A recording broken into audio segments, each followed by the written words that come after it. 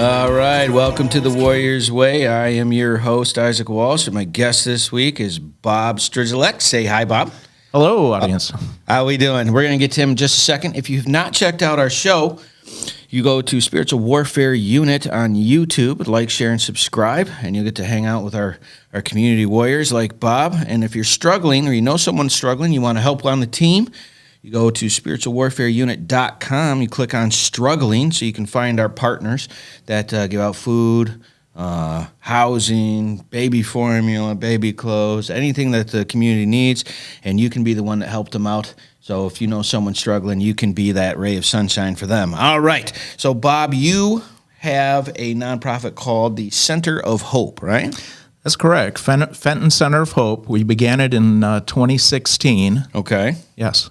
All right, so, and I'm assuming it's in Fenton, Michigan? It is, okay. yeah, still in Fenton. We moved to a new location, but we're still located in Fenton. All right, you can't steal your thunder yet. We know you're moving to the new location. We're going to get to that in a little bit. So Bob has a really unique start. First of all, pronounce your last name for everybody. Strygulec. All right, Strygulec, and it is pronounced, it's one of those names with a Y. That's right. And so you said that was Polish. It is Polish. That's what they told me. Yeah. All right. I think I've been pronouncing it wrong for the better. I would call it Strygulec, but it's Strygulec. I respond to anything, you know. Going through school, I mean, every class was a different pronunciation. Yeah. And you know what was funny is like when you were telling me to write it down, I actually wrote it down wrong twice. I was like, son of a gun, that Y is killing me in there. Yeah. So that was a Polish name. All right. So are you originally from like this area in Michigan? I'm not. No, I grew up in Alma, which is around central Michigan, south of Mount Pleasant. It's like a farm area. It is a small farm community. Got a nice college there, but a nice little community. Yeah. So what was your childhood like? Basically, probably town trouble. You know, explain that town trouble. It sounds a story. I had a good childhood. I mean, really, small town, those kind of things. But you do the things, as far as kids do or young people do. I don't know what you're talking about. Explain town trouble, because I grew up in like Davison. Like I grew up in Flint most of my life, and I moved out to Davison for like 6 years in my teenage years. But town trouble sounds interesting. My town was set up with basically a loop of one-way streets. So it was one big like oval track all the way around. And it's amazing how, when the lights are timed, if you line up next to the right person, I mean, you find yourself just, going faster than you should testing be. the durability of the rubber on the tires. Exactly. Make sure they're working properly. Yeah, so it's... I feel like that's a service to community. It is, yeah. It makes sure the lights are timed, those kind of things. Make sure the concrete is black-topped for free. Yeah. People look both ways before they're crossing, all those things. No kidding. What were you driving? Oh, nothing special. No, that wasn't the point. It was just for fun. Yeah. But we spent a lot of time going in a loop around the town, those kind of things. So it's almost very Dukes of Hazzard-y, yeah? Probably, yeah. Not quite as exciting, obviously. Yeah, but my wife always laughs. I mean, when we used to go visit my parents there, it's just cornfields on the way there. Yeah. So cornfields and beet fields. So. True farming community, those kind of things. All right. So did you, what kind of jobs you have growing up? Anything? My first job was actually in a grocery store, believe it or not. Really? What grocery store? It was called Ashcrafts at that time. Say that one more time. Ashcrafts? Ashcrafts, yeah. It was G-rated, sir. I really need you to keep it. Yeah, that's right. It was a Spartan store. Okay. And to this day... Were you a bagger? I started as a bagger, but basically did everything. And still to this day, I tell people that was the job that I had the most fun at, over the past 40 years. As a bagger? I don't think I've ever heard that before. What made it so fun? Everything. I mean, you have the crazy stories of, those were You can't say crazy stories and not tell me one. Yeah. Okay. So let's say... like the big racks that hold merchandise, the pallet racks in the back. Yeah. People making like a little bedroom up there where you can't see where they go, and just going to sleep or while they're supposed to be working. So all right, hold on. Let me get this straight. So you have like a 2-rack thing. Yep. So here's what my head's thinking. Like, you got a bunch of Charmin in the front. Exactly. And then they hop in the back, and they're behind the Charmin. Yeah, with a pillow and snacks and a cooler and sandwiches. And they had a clubhouse at work in the toiletry aisle. Yeah. No kidding. That's the way it was. And really until, I guess, management or ownership, figured it out, the policy always was if something got broken on the sales floor, like, a pack of Oreos gets ripped open, they just take it back to the break room. And you have to eat them. And, well, you got to mark it down on a sheet to make sure. Yeah, it's lost, those kind of things. So it got to the point where, these guys, and, really it took me a while to catch on to this, really. But this guy. So the loss was just getting higher. Yeah. The guy was, one guy in particular would say, well, okay, I'm having a sandwich. So I go to the bread aisle. I get, lunch meat. I get cheese. I want. He was shopping. I want some watermelon. So obviously one of those is broke. That has to be true. Yeah. It's so stupid. It is. So it got to be like that. And they had to clamp down on it, clearly. It was, yeah. It had to really clamp down. So how old were you when you were doing this? Started like 16. So we did that into early college. So it was a good time, though. Yeah. All right. A lot of fun people. So, like, what year is this? Like 19? That would have been like what, 79? Okay. Yeah. All right. So 79, you're 16, 17, you went to high school. Were you like a jock? Were you a cool kid? Were you a nerd? I did some sports. A lot of bowling, at that time. What was your average? Ended about 205. Wow. So you were good. Well, yeah. Okay. Yes, is the right word. Not in today's standards, but back in the day, yeah, I was. Yeah, okay, anything over 200 was considered really good, right? Yeah, it was good. Yeah, it was. It's okay to say yes. It's good. All right, so 79, 80, she graduated in what, 81? 83. Yeah. 83? So 83 I graduated. Okay. And you said you went to college. Did you go to Alma? I went to Michigan State for the first year, and then finished up at Central Michigan University. So, all right. And what was your major? At that point, it was business administration and restaurant management. Really, restaurant management? So yeah, so I was. That's crazy. That's exactly what I went for. Is it? Is that nuts? Yeah. You said that. I just started giggling. Yeah. Wow. Because you think, oh yeah, no. Yeah. I was wrong. It's knowledge, but at this point, it's a knowledge base, but a career path. It hasn't been. Yeah. No, that those poor people that are in the restaurant business. 10% breakage on costs out, and then a non-alcoholic is you're not making anything. It's hard. A lot of long hours. Oh man, those 3 a.m. nights get rough. It does. Yeah. Yeah. Right. All right. So you graduated at how old are you? 18 or 19? 18. And then, how many years were you in college? 4 years. All right. Anything substantial happen in college? Meet anybody specific? Anything that, this specific story stands out? Not necessarily. You're just good and studious and no racing or anything? No, I had to leave Michigan State, just move back home. Yeah. Too much partying. That freshman 15. Yeah, blew out all my speakers on my stereo, all those things. Well, yeah.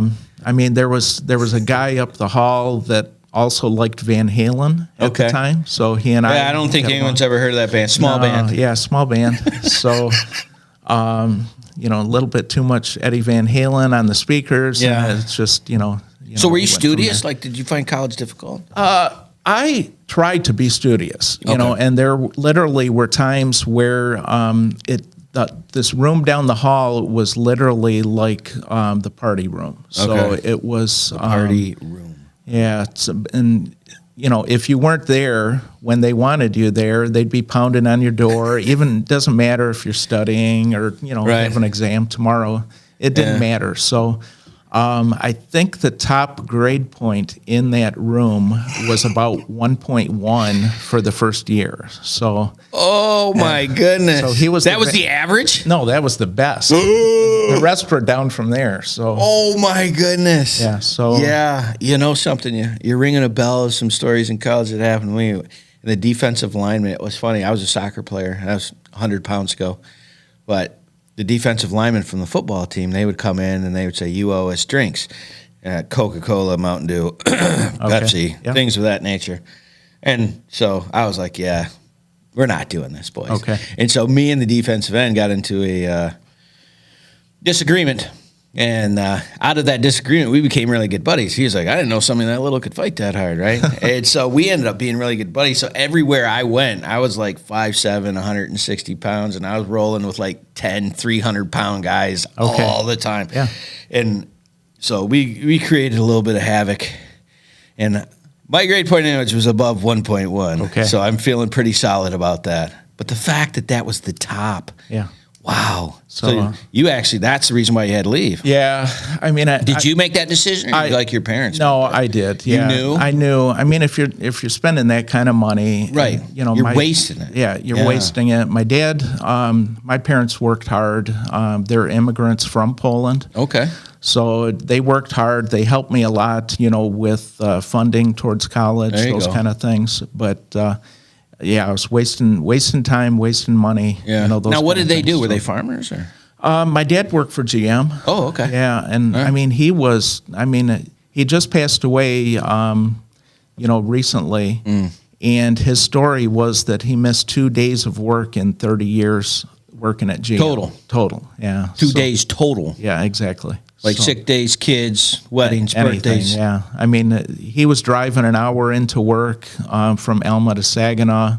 Wow. And he would make it in during a snowstorm when guys 5 minutes away from the plant couldn't make it. So, man, what a great work ethic, dude. Yep. And that's in your history. It is. My dad's like that, too. My dad did 37 years as a high-low driver. That dude didn't miss work, man. Yeah. He just got up there and get it done and come home. And he's like, if you're doing something, you might as well get paid for the time you're doing it. And I was like, work hard. I'm like, shoot, that makes all the sense in the world. All right, with that, we're going to head to our break. This is our Warrior of the Week is Bob from the Center of Hope in Fenton. You can check out his website at fentoncenterofhope.org and see what they're doing. If you'd like to check out and volunteer or possibly donate things that you're doing. If you haven't gone to our life application class, go to spiritualwarfareunit.com on there. And for $1 a day, you can check out videos that will help you see different ways of looking in your life and making better decisions. With that, we'll go to break, and we will be right back. Taking a quick break from our podcast, I wanted to let you know about our life application program that we have for churches and nonprofits in the area that are trying to find programming that they can use in case the corona shuts you down and you're not able to get in. You go to spiritualwarfareunit.com. Click on our episodes, and you can check out our programs for as little as $29.99 a month to make sure that we're still getting the word out to those people that need it. Now, back to the program. All right, welcome back to the Warrior's Way. This is our second session. We're going to get into how Bob left from college and got into the next section of his life. So when you graduated, you were 23, you said? Yes. All right. And so, were you still staying in Alma, like with the parents and all that? I was. I got married in 93. So, all right, hold on. Let's see. So we graduated in 81. 83 high school. All right, so you graduated college in 87. Yes. All right, so you can't just jump into the marriage thing. So 87, you graduated. So then what happened? I was working some management jobs in some restaurants. So yeah, did that for a while. All right, so there's a 5-year. So this 5 years, you're doing what? Getting your own place? Yeah. Finding now. Did you stay in that area? I did stay in that area. So I was in the Alma area and Mount Pleasant, nearby. So now were you an a dater? Like, did you do a lot of like? Did you have a big social life, or are you just a good worker guy? Not like really. Your dad? Yeah, mostly just a worker. Yeah. Yeah. How is your social skills? Would you on a grade like from an A to an E? Like Right. I'm a D plus. Yeah, I'd probably say a C. My wife would probably say a D minus or something. Yeah. So, well, and that's one of the things I love about you, because when we first met, I said, "Listen, I'm a little social," and she's like, "Oh, you're gonna love my husband." And I was like, and we talked, and it was like very hyper logical. This is the answer, and this is this, and I felt so comfortable with you. It was so great, and I don't get that very often because mostly they're like, "Well, how you doing? What are you up to? What are you doing?" And you're like, "Yeah, yeah, nothing. How you doing?" So okay, so you're just working, sleeping. So got your how? What did you get, a house, an apartment? Like what really was just that? an apartment. Yeah. Okay. And So you're dating your wife when? Like when did you meet? When did that happen? 93. You said you got married, so you didn't like instantaneously. No, get married. it was prior to that. But at that point, when I was starting to date, my first wife, I was working with Walmart. Okay.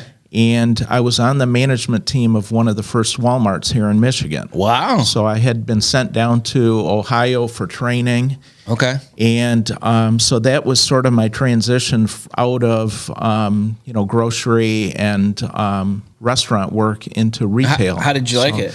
I liked it. Yeah. Yeah, it was a good company. Actually, back in the day, at one of the grand openings or around that time, Sam Walton came to Michigan. He came to the Mount Pleasant, Michigan store. Okay. And he was just his old Sam. He stood up on the register, got on the PA, talked to everybody, talked about store numbers and everything. Didn't matter who heard or anything. No kidding. And they needed somebody to take him back to the airport, and so we went. I took him. You took him? Yeah. So he was just a regular dude. he was a regular dude, and on the way back to the airport, he said, "Hey, I heard of these Meijer stores," and we were passing one. He said, "I want to go check it out." And I think at that time, he had a gentleman's agreement or something not to go into grocery. And a buddy of his said they wouldn't go into retail. Yeah. So, but he really was wondering about the concept of like a Meijer store. Gotcha. So we walked through the Meijer store, and he wanted to see the back. And so when you start seeing the doors that say employees only, he didn't stop, and I'm following right in. So we go walking through the whole back. And, like he owns the place. Well, and I'm like, okay, well, if I'm going to get arrested, I guess this is the guy to do it with. Yeah, right. So, we walked through there. Nobody stopped us. Nobody even noticed. And we walked through it all and, went from there. So he was, that was really the time where Walmart was known for the founder and the company and taking care of the people, all those things. All of that. Yeah. It was a really good thing back, and now it's like this colloquial joke, but like it's a good place to work. Yeah, like you can see the transition going there. Yeah, one of the people that we hired as a part-time garden associate. Working maybe 20 hours a week, just regular hourly work. Yeah. He ended up being a store manager, possibly a district manager. Wow. So he was probably making close to $150,000-$200,000 a year. Wow. And started out just, doing garden stuff. Man, that's cool. Yeah. So you did this for that 5 years till 93, and then you got married. Did you have kids right away? We did, yes. And I had actually I'm giving you the wrong date. So here we go. So here we go. When I get perfect, I'm going to cuss you out. Okay? I promise. So I think I'm too nervous or something. Oh, so you're doing fine. Second marriage was 93. Okay. First one was 1990. Oh, okay. So that was a young oopsie. Yeah. No. We were married and had a child. And my son is now 30 years old. Okay. 32 this year. Yeah. From 1990 to 22. My wife found out that she had leukemia, when she was pregnant. So yeah, that's the story. She was working at Walmart at that time, also had a second job. Wow. You know, those kind of things. But so at that time, you know, we were young, working hard, just trying to make it, just those live. kind of things. Yeah. Yeah. So we thought, okay, being tired, it's just part of the norm. Part of the two jobs and kid. And being pregnant, all that. Yeah, yeah.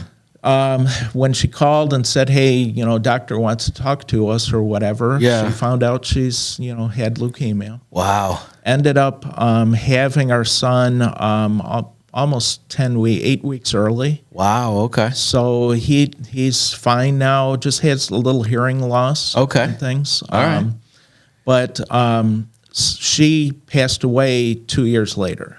Okay, so that'd have been 92. 92. Yeah. Okay. So then where did you meet Jen? I met at that time, Walmart relocated me to the Flint store. So Corunna Road was just opening at that time. You were managing the Corunna Road store? I was the co-manager at that time. So right. It was myself and another guy and another team. So this is 93, 94? 92-ish. 92, 93. Yeah, so you're 93. 26? 25, 27, right in there? 27, probably. Okay, yeah. just trying to get to mine. Yeah. Trying to get the young face spot. So at that time, you know, I had been doing things, you know, in our community prior to moving. A lot of, like, let's say, bowling fundraisers and now, is that something like you've always done, or is it just something that you like doing? Like, how did you get into that originally? Something your parents got you into? No, nothing my parents really did, but something I enjoyed doing. Okay. You know, and it was something that I did prior to coming to Flint. Okay. And during the grand opening of this store, it was prior to the store opening. Okay. We really, I came to the store they gave me the role of community involvement manager. All right. So you're real good at putting these things together. Yeah, just, you know, orchestrating different things and, you know, getting the right things done for a grand opening. They want to make sure, you know, everything goes right and those All kind right, of so things. so you met your wife where? Come on, Bob. She worked at Walmart. All right. And she had recently lost employment. Whole story. Her dad said, hey, Walmart's hiring. She didn't want to go to work at Walmart. So she walks in and you're like, hey, how are you? Well, no, she was already there. I wasn't there quite yet. Like so you came in. She interviewed with the other co-manager. And, you know, he said, oh, you know, you've got, she had background of doing things in the community here in Flint. Do you guys have rules about dating employees and all that? It's funny, at that time. He says it's funny. Walmart was going through a major, you know, sexual harassment, like lawsuits. Yeah, right. So we as management were, you know, doing these meetings with the staff saying, okay, you can't date, you can't do any of these. So they put myself and Jen in an office together for about 3 months. Yeah. And we just, you know, worked side by side, you know, talked, did all the planning, do everything that we do basically now. And then the fraternizing went right out the window. It just...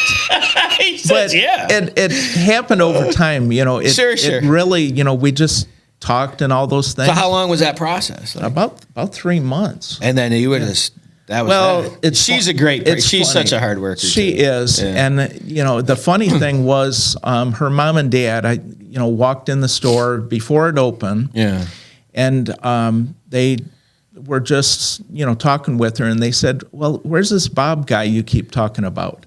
Ooh. And because she was telling the parents about apparently it. She was she didn't realize it. She said, "Well, you know, here he is. You know, I meet him. You know, no big, you know, nothing arranged or anything." And they tell her later that night, "Well, you know, no, nothing's going to happen. He's just not right. You know, he's not your type. He's not your type." Look at him. That's not the guy, that's man. That's not the guy. So it's so funny. So it's those kind of things. But yeah, that ended up with marriage. With marriage, you were the guy. About 6 months later, and as I'm doing presentations at the store to say, we can't fraternize, all those. I'm things. Getting married to another. I give her a call after work one day. And her dad, you hypocrite, Bob. Her dad answered the phone, and he said, "Bob from Walmart's on the phone for you." So she takes the call, and I say, "Hey, do you want to go out for dinner sometime?" Yeah. She thought I was testing her to see if break the rule. Yeah, if she would break the rules. That's perfect. So, oh my gosh, that's so funny. Finally, she did agree. We did go out to eat, and spent time together, those kind of things. So and it's rolled in. All right. And then you had kids? We did, yeah. Right. We've got two daughters. So yeah. All right. So from 93, 94 to 2016 is when you started Center of Hope, right? Yes. So that was just, what were you doing in that immediate time? That just life and the kids and raising and jobs and all that? It is, yeah. And during that time, prior to starting Center of Hope, we ran a local food pantry and baby closet out of a local church for 12 years or so. All right. So, yeah. So you giving back to the community is something that you guys have always done. It is, yeah. We have, always felt blessed, with everything that we have. We look forward, always to bless others, and it's in us. Our kids have done mission trips, all those things. So. I love all the things that you guys do. This is why I'm having you on the show. This is great. I want people to meet you because you and Jen's story is a great story, and the things that you've gone through, the difficulties and the frustrations and all that stuff makes it a great story. And the fact that your parents came from Poland and you're here makes it a great story. And then you guys are just generally good people. And this is why I love doing is showing people. So we're going to go to our quick break, and when we come back, we're going to start our gem session. We're going to get a couple of funny stories from our guests. If you haven't gone to FentonCenterofHope.org to check out what they're doing, please do that. If you haven't gone to our website yet to see who's struggling, to go to spiritualwarfareunit.com. Hit like and subscribe and share on our YouTube channel, and we will be right back. I'm really impressed with the teachings that Isaac has been bringing to us, as this is all based from Proverbs. I like it because it's simple, and it doesn't matter who you are. It's very easy to understand and apply to your life. It points out, my bad parts, and but it's showing me how to do the good parts. And I'm trying to apply that and make a better life for myself, because I'm tired of where I've been. It's impacted a lot of the guys as they continue to talk and ask questions after the meetings, as they speak to one another regarding the meeting and the messages and the topics that are being brought up, which are down-to-earth topics of situations and things that we live with on a day-to-day basis. He takes the Bible and he breaks it down into simple terms and where you can understand. And like I said before, sometimes a lot of churches, even the Salvation Army, sometimes we start using these big words that people don't understand, like even saying someone got saved. Well, what does that mean? What does it mean when you say someone got saved? And it's accepting Jesus into your heart. So it's like words like that we use that people don't understand. It's just very interesting how he points out, the different things of, the sin part, and then he comes back with the, how to make it better, and he just points it out. It's there. I didn't know all this stuff was in there, but now that he's pointing it out, it's like, wow, I guess if you really dig into the Bible, you find these things. This is a daily moral standards that we can live by, that the teachings are coming from. And honestly, we can take verse by verse as what he's done, and pretty much he's done the hard work for us and now laying it out so that we have an easier understanding. There's some people who don't like to be in Bible classes, but this one seems to get their attention. I could stab myself in the face with a pen,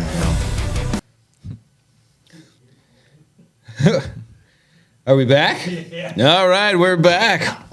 We're having one of those shows today. Welcome back to the Warrior's Way. Our warrior this week is Bob Strygulec from Fenton Center of Hope, and you do basically food distribution? We do a lot more than food. Okay. So sure. Before we're going to get into that, Okay. I wanted people to know that was one of the main things. So this is our gem session, and in our gem session, going through your life and experiences. Inevitably, there's some funny things that happen along the way, where either you're getting embarrassed or you're embarrassing or getting embarrassed. And so we like to ask our guests some funny things that they recall that happened along the way. So you had some stuff. So what do you got there? Okay. He says, okay. There's always stories, but when I think of like people that we assist, sometimes there's in my mind there's an obvious answer, Right. and That logic side of you. yeah, you start looking and you start saying, okay, here's how I can help, Right. those kind of things, and sometimes it's the best people that really. I don't understand an answer sometimes. So Right. when it comes to something funny, I mean, it's like when somebody tells me that they haven't dated for a while and they just are struggling, but they're happy with somebody that they found and they think, oh, this is the one, and this is good, and then they start telling me some of their little habits and things. So. Yeah. The one that really stuck out to me was when somebody, thought they found The one. the one. Yeah. And she happened to use this guy's shower at his place. Yeah. And she moved the soap, and he didn't like that. But what she moved it for was so she could use the soap dish for a ashtray. So not to clean. No. No. While she's taking a shower, apparently. So, Well, wait a minute. Hold on, Bob. She's using the soap as an ashtray while she's showering. apparently. Where the soap That's went, I not don't know. what. Listen, that's not what it's for. It's not.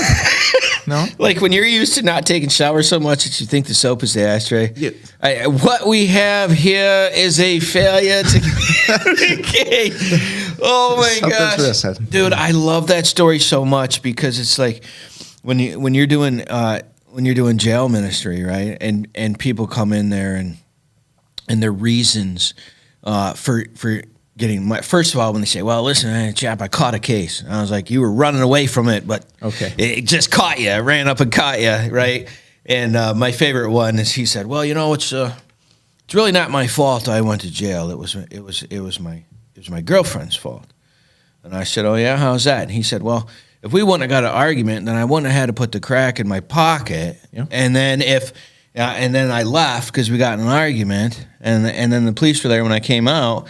And I was like, hold on a minute. The police were already there as you left the door. He said, yes. I said, so clearly that there was a domestic of some dispute that somebody called the boys down to have you respond. Well, yeah, it was loud, but, that's not the point. That's normal. Yeah, and I was like, and then the second part that's evading my comprehension is, why did you have the crack in the first place? Okay. Well, you got to unwind after a hard day of work. And I'm like, out of all of them, we're going to use the one that sounds like a part of your backside. We're going to use that one, like the worst one. And it was just like, well, yeah, I was, I'm going to be in jail. I might as well sober up anyways. And I'm turning negative into a positive. And I'm like, I don't even know what to do with that, right? Oh, man. And their mind, the justification of that negative action is unbelievable. And it's like, addiction gets everybody, and I get that. But it's like if your thought process is to support a negative outcome, then you got to look at why you're supporting that, right? Yes, and if that outcome isn't working for you, and I feel that at a very visceral level with you on that, and it's really true. The people you hang around, you only hang around people you have stuff in common with. That's right. The question is, what do you have in common with those people, right? So, like, our thing is we like to help people. That's why we hang out. Yeah, that's in that scenario, it was clearly something less helpful. Less helpful. Yes, that's right. All right, so we had hit the life stage. Late 20s, early 30s, late 90s, early 2000s.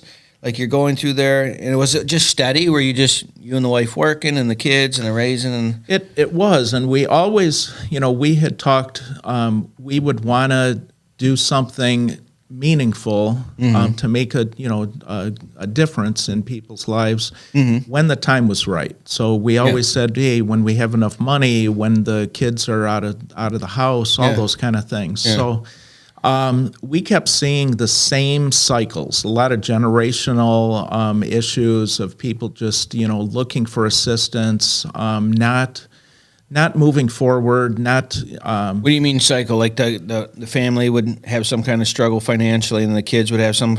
Is that what you mean? Yeah, okay. Exactly. So a lot of that, what we had been seeing, handing out food, handing out resources is great, but it's not eliminating the problem. Right. It's not fixing their problem. Yeah. So we really try to look at the underlying root causes. And we had talked and we said, yeah, when the time's right, let's do something. And I'm a planner. So for years, I feel God was putting a vision on my heart to say, when the time's right, we're going to run a center. It's going to have a food pantry. It's going to have, all the things. Yeah. But also be able to do mentoring and life skills and, counseling and, come alongside somebody or a family and provide a support system, which a lot of times is missing.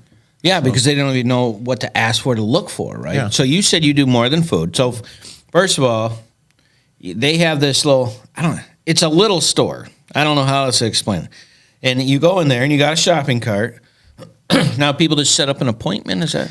They do, yes. All right, so you go to FentonCenterofHope.org, you click on there, set an appointment, and then you go into your cart, you fill the cart, right? Yep. And then is this like a weekly thing, a monthly thing? We let people come through twice a month. Right now we're finishing up some renovations on a new building, so people aren't coming in right now. Is it bigger? Yeah, it is bigger. Okay. That's good. Good. That thing was packed, bro. It was. So, Yeah.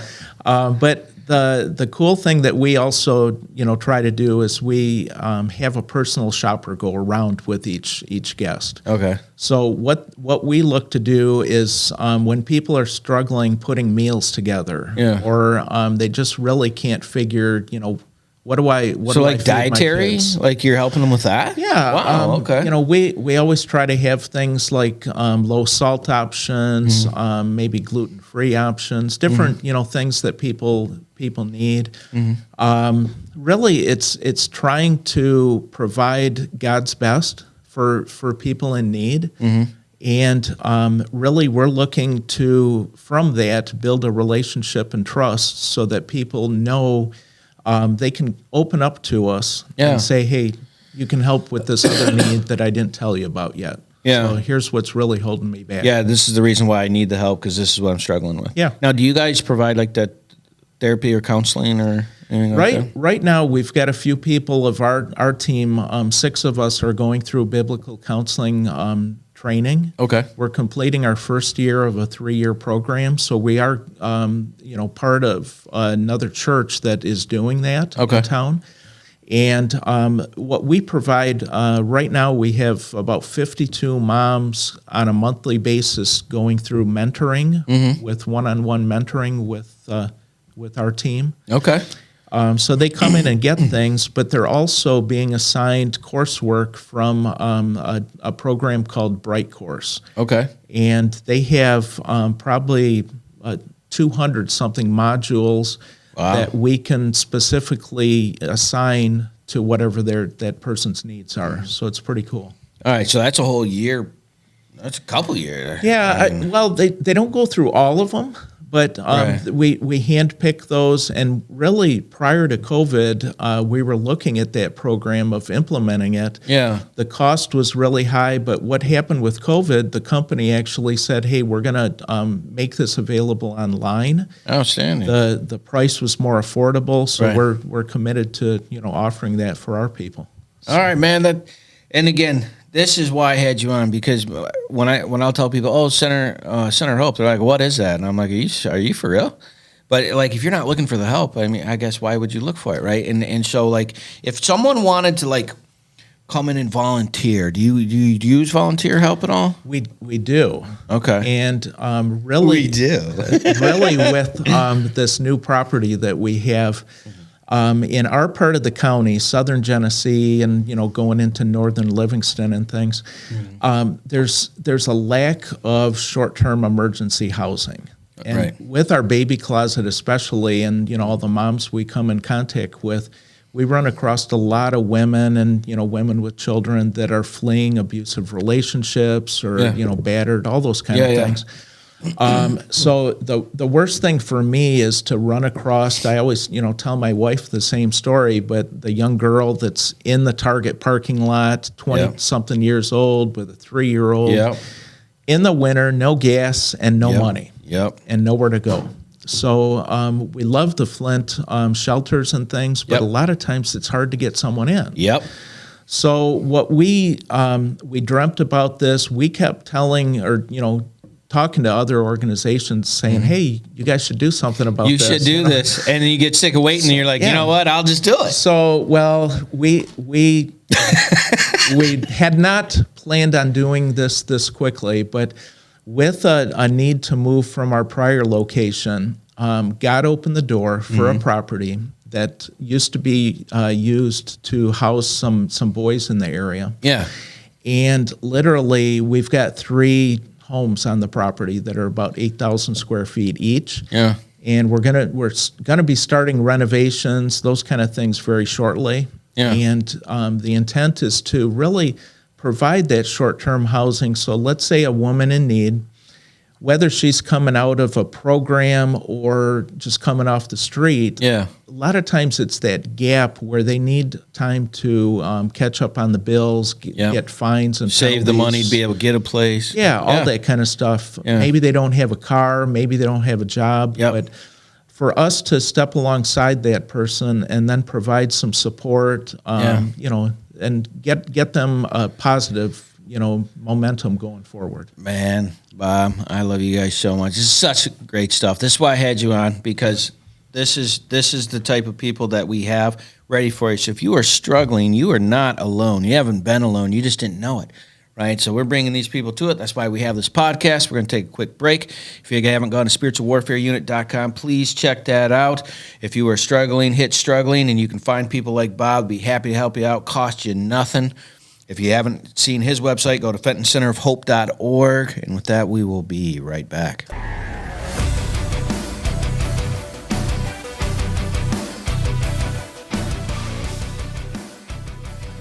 So people that are talking about breaking the rules use their fingers to speak to each other.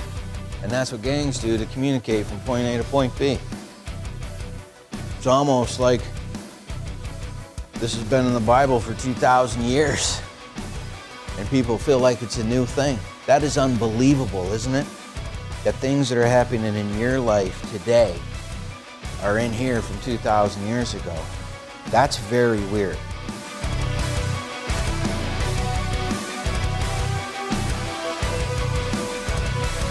Whenever you're ready. All right, welcome back to the Warrior's Way. Our warrior this week is Bob Strygulec, and we're finishing up with the Center of Hope out of Fenton. Now, you said you're moving to a bigger building. Is it still in Fenton? It is in Fenton, on North Fenton Road, right in front of Camp Copenhagen. All right, does it have an address? Just so it does, 10401 North Fenton Road. All right, that's Fenton, Michigan? It is. All right, I'm writing that down.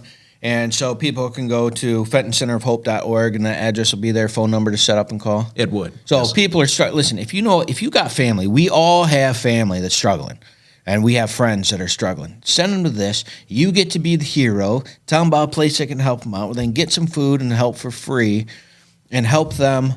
Help me, help you, help them. Exactly. I mean, and everybody gets a win. I mean, you guys need them to take the food. They need the food. That family member wants to help them out. I mean, this is easy money right here. Everybody gets a W. So, all right. So, do you do fundraising events? Do you take donations? Do you have what kind of things you do? We do it all. On the food side, we have organizations and groups do food drives for us. Mm-hmm. We have local churches do things that we called bags on the bumper. So literally, members, congregants bring a bag of food, leave it on their bumper, and people from the church gather it. And like they know it's on their bumper, though, right? yeah, they know it's on their bumper. They're not leaving going on. No, and Okay. I mean, but we have groups. Junior League of Flint helped us out. They got 500 boxes of cereal for us recently. Wow, cool. All those kind of things. So it takes a lot of different sources. All right, so if somebody wanted to like donate money, are you having like an event? We are actually this coming week, May 18th. Okay. And we're having that at Genesis Banquet Center. Right. That event already is packed out. So we can't take any more money because it's packed. Not. I'll never turn down the money. Yeah. Really, we've been blessed. We've got nearly 300 people coming that night, and the goal that I'm really in my mind, my heart, I'd like to accumulate $300,000 on that night. Yeah, and really, as fast as the money is coming in, no matter how good of a manager and things we are.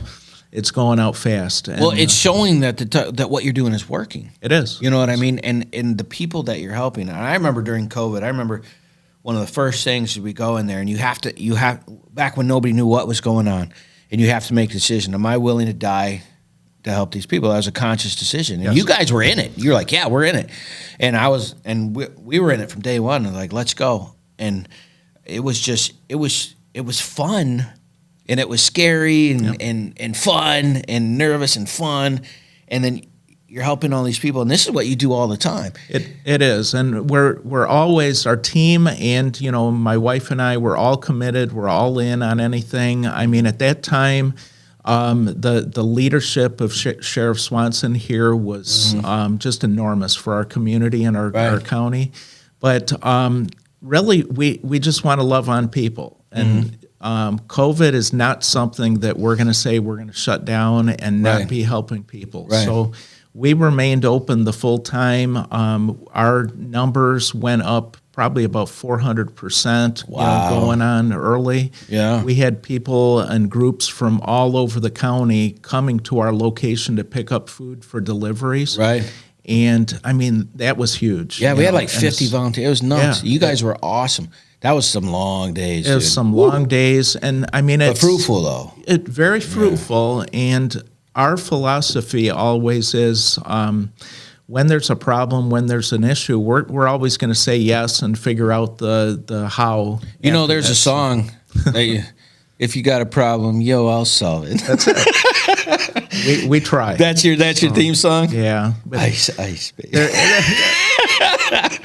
There's so many groups that through COVID, groups and churches, have really partnered with us, and I mean that's the thing. Our heart, our vision for the future is working together with people in the community. Being the church, getting out there, no denominations, those kind of things. Yeah, hands and feet, man. Yeah, that's what I told somebody. I was talking with some guy, and he's like, "I can't believe you work with the Catholics." I'm like, "Dude, their Catholic Charities thing is the best thing going. I mean, they got this down to a T, right?" And I said, "I tell you what, let's feed them, let's clothe them, let's help them find a place to stay, and then, by God, let's argue about theology. But let's do it in that order. By the time you get done for the first three, you're too tired. You're too tired. Yeah, that's right. Yeah. So do you have anything like, you have any community events coming up or anything that people know about? We do. The next one should be July 4th, and we'll be combining, right now, I believe there's 8 or 9 churches that'll be, joining together for that, as well as our organization, a few local businesses, those kind of things. And again, in events, what we put things together, we want to bless the community, but we're always looking to build community for people too and give them hope. So people that we may be serving, we want to show that they're not any different than anybody else, that they're coming to events, they're right alongside church people, that church people won't bite, all those kind of things. Not going to shun them. Yeah. Not going to not fit in. It's literally, nobody knows who's in need. Nobody knows who's a millionaire. Right. And it's well, and as long as you don't have to put up any no biting signs. That's it. Yeah. So it's, we have fun, and it's literally some of these events. Like, where's it at? July 4th, Yeah. I believe we're going to have it at our new property on Fenton Road. So we're finalizing some of the details. And what is it? Like, what are you doing? What we'll have is it'll basically be like a carnival atmosphere. So we'll have food, we'll have music, bounce houses. Yeah, last year we smoked 2 pigs. That sounds terrible. Yeah, it is. Barbecue is always good, though. Yeah, right. Yeah, absolutely. You know, is there any other events that you have up of the year? Or is that just your 2 big events, like the banquet and the rest of it you're just working? No, we have events probably every month or 2. Okay. And we'll have those posted, on our website for upcoming events. So what we're going to do is we're going to post those events on spiritualwarfareunit.com calendar. Okay. And then we're going to get a link to Fenton Center of the Hope. So when they go to Struggling, they can find you. And to be a help. I look forward to helping and being a part of these events if we can. If I can talk my producer into hanging out and eating barbecue. He's not a real big barbecue guy. But the man eats barbecue. Okay. You know what I'm saying? So we'll put on a 3rd pigs. We'll be ready. Yeah, and I love this. And the craziest part is like amount of people that didn't know what you were doing blew my mind. And the crazy part is the ones that needed it that didn't have it, right? Yes. Yeah. And you've been doing this since 2016. Yes. Right? So what do you think your overall scope of like what it's going to look like? You're just adapting a problem solution type scenario. Really, we're highly adaptable. Right now, everything that we do, we look to make sure that it's scalable, that whatever the issue or problem that comes across our community, that we're able to address it. And we've built so many good partnerships with churches and businesses that right now, I feel there isn't a problem too big for us to say, no, we can't handle it. Right. And when I say we, it's not Center of Hope, it's we as a community. Yeah. It's a group. Yeah. Yeah, and that's the thing that COVID taught me. The beautiful thing I brought out about is there's a bunch of people that want to help. Because, honestly, I had got kind of, down about life in the United States and the stress and the drama and the situation and all that stuff. And COVID showed me there's a whole bunch of people that want to help, right? And I wasn't aware of that. And the people that need to know didn't know. They didn't know. Right? Isn't that crazy? It The is. people we're trying to reach. And so my whole function is to provide that to the people that have nothing so they can get this, so they can get the help and we can help them. I mean, it sounds ludicrous that it doesn't happen, but what happens is you guys are so busy doing the work. The ability to get the word out that what you're doing is only in your circle. Yeah. Right? And so we're just trying to widen that circle for you, buddy, because you and Jen do great work, man. And we're looking on that, we're talking about that on our team. The role that Jen and I have had over the past years, as we grow now, we're getting out, we're speaking more, we're doing public, presentations at churches and, businesses, those kind of things. So if you're out there and you would like us to come out and do a presentation, we're available. We want to get the word out. So your presentation is what? Like just what you do? Really what we do and how we can bless others. There's a lot of things that we're going to be putting into place and that we have in place already that really are ways that we can show you or help you reach your neighbors and love on your neighbors and your neighborhoods. And there's a lot of great ideas, and it takes a lot of people to do these things. So we're trying to get the word out. All right, so you have housing that you're getting into. You have food. You have counseling, training for...